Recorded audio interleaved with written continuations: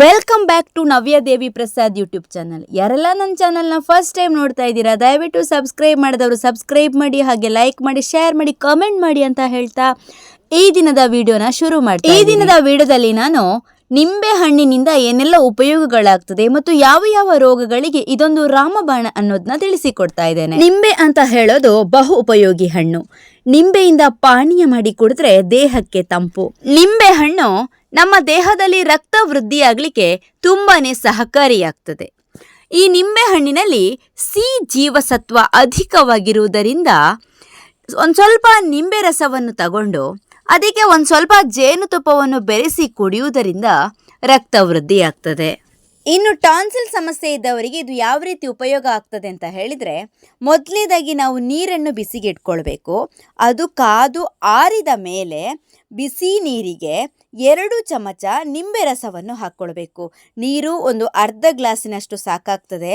ಅದಕ್ಕೆ ಒಂದು ಸ್ವಲ್ಪ ನಿಂಬೆ ರಸವನ್ನು ಹಾಕ್ಕೊಂಡು 1 ಚಮಚ ಜೇನನ್ನು ಹಾಕ್ಕೊಳ್ಬೇಕು. ಆಮೇಲೆ 1/4 ಚಮಚದಷ್ಟು ಉಪ್ಪನ್ನು ಸೇರಿಸಿ ಕುಡಿದ್ರೆ ಖಂಡಿತವಾಗ್ಲೂ ಟಾನ್ಸಿಲ್ ಸಮಸ್ಯೆಯು ಶಮನವಾಗ್ತದೆ. ನಿಂಬೆ ಹಣ್ಣಿನ ಉಪಯೋಗ ಮಾತ್ರವಲ್ಲದೆ ನಿಂಬೆಯ ಎಲೆಯಿಂದ ಕೂಡ ಉಪಯೋಗವಾಗ್ತದೆ. ಅದು ಹೇಗೆ ಅಂತ ಹೇಳಿದರೆ, ಯಾರಿಗಾದರೂ ಕೆಮ್ಮಿನ ಸಮಸ್ಯೆ ಇದ್ದರೆ ಅವರು ನಿಂಬೆಯ ಎಲೆಯನ್ನು ತಗೊಳ್ಬೇಕು. ಆ ನಿಂಬೆಯ ಎಲೆಯನ್ನು ತಗೊಂಡು 1 ಎಲೆ ಸಾಕಾಗ್ತದೆ. ಆ ಎಲೆಯನ್ನು ತಗೊಂಡು ಚೆನ್ನಾಗಿ ತೊಳ್ಕೋಬೇಕು. ತೊಳೆದಾದ್ಮೇಲೆ ಬಾಯಿಗೆ ಹಾಕಿ ನಿಧಾನವಾಗಿ ಜಗ್ದು ರಸವನ್ನು ನುಂಗಬೇಕು. ಇದನ್ನು ದಿನದಲ್ಲಿ 3 ಬಾರಿ ಮಾಡಬೇಕು. ಒಂದು 3 ದಿವಸ ದಿನದಲ್ಲಿ 3 ಬಾರಿಯಾಗಿ ಮಾಡ್ತಾ ಹೋದರೆ ಖಂಡಿತವಾಗ್ಲೂ ಕೆಮ್ಮಿನ ಸಮಸ್ಯೆ ಇದರಿಂದ ಕಡಿಮೆಯಾಗ್ತದ. ಹಾಗೆ ಚರ್ಮ ರೋಗಕ್ಕೆ ಇದರಿಂದ ಏನು ಉಪಯೋಗ ಅಂತ ಹೇಳಿದರೆ, ನಿಂಬೆ ಹಣ್ಣಿನ ಸಿಪ್ಪೆಯನ್ನು ಒಣಗಿಸಬೇಕು. ಒಣಗಿಸಿದ ಮೇಲೆ ಅದನ್ನು ಪುಡಿ ಮಾಡಿಕೊಂಡು ಅರಶಿನದ ಜೊತೆಗೆ ಬೆರೆಸಿಕೊಂಡು ಚರ್ಮ ರೋಗಗಳ ಮೇಲೆ ಲೇಪಿಸುವುದರಿಂದ ಚರ್ಮ ರೋಗ ನಿವಾರಣೆಯಾಗ್ತದೆ. ಹೇಗೆ ಅಂತ ಹೇಳಿದರೆ, ನಿಂಬೆ ಹಣ್ಣಿನ ಸಿಪ್ಪೆಯನ್ನು ತಗೊಂಡು ಒಣಗಿಸಿಕೊಳ್ಬೇಕು. ಒಣಗಿಸಿದ ಮೇಲೆ ಅದನ್ನು ಪುಡಿ ಮಾಡ್ಕೊಳ್ಬೇಕು. ಪುಡಿ ಮಾಡಿಕೊಂಡ ಮೇಲೆ ಅರಶಿನ ಇದೆಯಲ್ಲ, ಆ ಅರಶಿನದ ಜೊತೆಗೆ ಈ ಪುಡಿ ಮಾಡಿಕೊಂಡ ನಿಂಬೆಹಣ್ಣಿನ ಸಿಪ್ಪೆಯ ಪುಡಿಯನ್ನು ಹಾಗೂ ಅರಶಿನದ ಪುಡಿಯನ್ನು ಒಟ್ಟಿಗೆ ಬೆರೆಸಿಕೊಂಡು ಎಲ್ಲಿ ಚರ್ಮ ರೋಗ ಇರ್ತದೋ, ಎಲ್ಲಿ ತುರಿಕೆ ಇರ್ತದೋ ಅಂತಹ ಜಾಗದಲ್ಲಿ ಇದನ್ನು ಲೇಪಿಸುವುದರಿಂದ ಈ ಒಂದು ಚರ್ಮ ರೋಗ ನಿವಾರಣೆಯಾಗ್ತದೆ. ಇನ್ನು ಗಂಟಲು ನೋವಿಗೆ ಏನನ್ನು ಮಾಡ್ಬೋದು ಅಂತ ಹೇಳಿದರೆ, ಒಂದು ಅರ್ಧ ಗ್ಲಾಸ್ ಬಿಸಿ ನೀರನ್ನು ತಗೊಳ್ಬೇಕು. ಅದಕ್ಕೆ 1 ಚಮಚ ನಿಂಬೆ ರಸ, 1 ಚಮಚ ಜೇನುತುಪ್ಪವನ್ನು ಬೆರೆಸಿ ಸ್ವಲ್ಪನೇ ಕುಡಿಬೇಕು.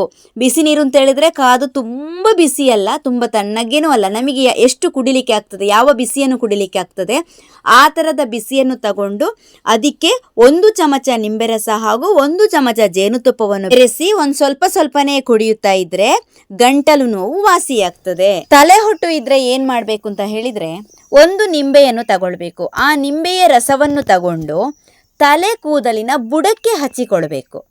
ಪ್ರತಿ ತಲೆ ಕೂದಲಿನ ಬುಡಕ್ಕೆ ಹಚ್ತಾ ಹೋಗಬೇಕು. ಹಚ್ಚಿ ಅರ್ಧ ಗಂಟೆ ಆದಮೇಲೆ ನಾವು ಸ್ನಾನ ಮಾಡಬೇಕು. ಹೊಟ್ಟೆ ನೋವು ಬಂದವರಿಗೆ ಈ ನಿಂಬೆ ಹಣ್ಣು ಯಾವ ರೀತಿ ಸಹಾಯ ಮಾಡ್ಬೋದು ಅಂತ ಹೇಳಿದರೆ, ಒಂದು ಸ್ವಲ್ಪ ನೀರು ತಗೊಂಡು ಅದಕ್ಕೆ ಒಂದು ಸ್ವಲ್ಪ ಉಪ್ಪನ್ನು ಹಾಕಿ ಹಾಗೆ ಒಂದು ಅರ್ಧ ನಿಂಬೆ ರಸವನ್ನು ಸೇರಿಸಿದರೆ ಅದನ್ನು 3 ಒಟ್ಟಿಗೆ ಮಿಕ್ಸ್ ಮಾಡಿ ಕುಡಿದ್ರೆ ಹೊಟ್ಟೆ ನೋವು ಬೇಗನೆ ಕಡಿಮೆಯಾಗ್ತದೆ.